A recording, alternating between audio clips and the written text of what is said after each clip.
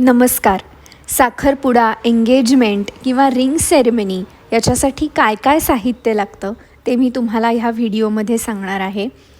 त्यामुळे साखरपुड्याची तयारीसुद्धा तुमची पटकन होईल. त्यामुळे तुम्ही हा व्हिडिओ नक्की पूर्ण बघा आणि शेअरसुद्धा करा.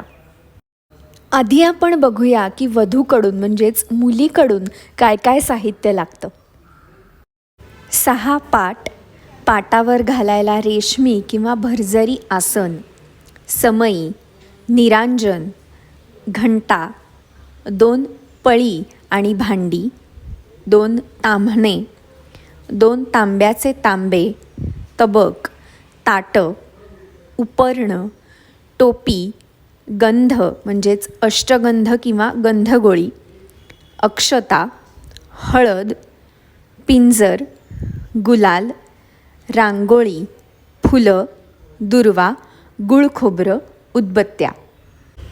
वातीसाठी कापूस, तेल, तूप, 50 विड्याची पानं. हे विडे वाटण्यासाठी पानं आणि कातरलेली सुपारी पण लागेल.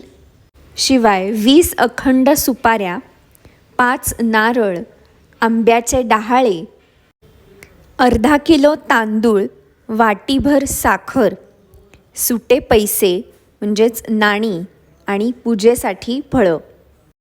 हे सगळं साहित्य लागतं वधू पक्षाकडून म्हणजेच मुलीकडून. आता आपण बघू की वर पक्षाकडून म्हणजेच मुलाकडून साखरपुड्याला काय काय साहित्य लागतं.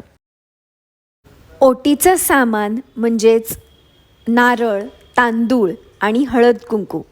शिवाय बदाम, खारीक, अक्रोड, सुपाऱ्या, हळकुंड आणि 5 ओट्या भरायच्या असतात.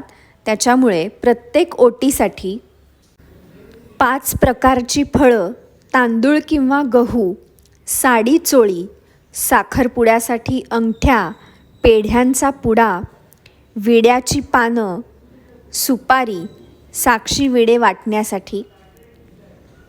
साखरपुडा सुरू करण्याच्या आधी या सगळ्या साहित्याची व्यवस्थित मांडणी करायची.